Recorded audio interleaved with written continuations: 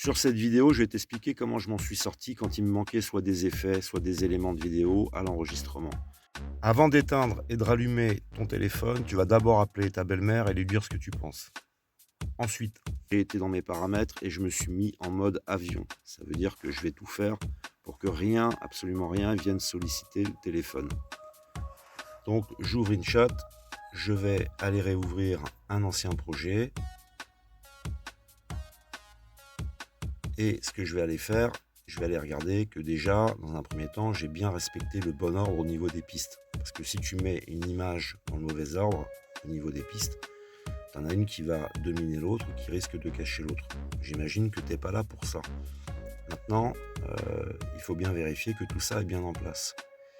Je vais essayer, moi, d'alléger au maximum une première base. C'est-à-dire que je vais créer une colonne vertébrale que je vais enregistrer. Donc, je vire la musique de fond, je vais virer tous les effets qui peuvent être faits plus tard. Par exemple, les effets sur la piste principale, il faut les laisser. Et les effets sur les pistes secondaires, tu peux les refaire plus tard.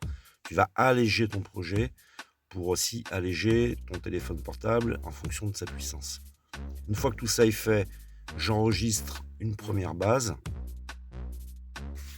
Une fois que cette base, elle est enregistrée, je vais retourner à l'accueil. À l'accueil, là, je vais faire un nouveau projet et je vais aller chercher la base dans mes enregistrements. Et là, à ce moment-là, j'irai y ajouter des effets spéciaux, des éléments supplémentaires, des images.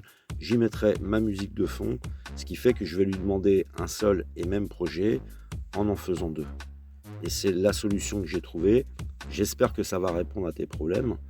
Mais je ne travaille pas chez InShot, tout ça je le fais bénévolement pour essayer d'aider.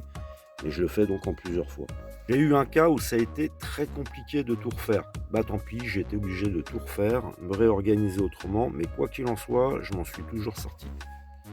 Je vais continuer d'alimenter la playlist avec, par exemple, pour la prochaine vidéo, c'est comment faire un floutage, puisqu'il a fallu que je creuse longtemps avant de le trouver, et je proposerai donc d'autres petites astuces pour aider la communauté InShot. Allez, bon montage à toutes et à tous, et je vous dis à très bientôt.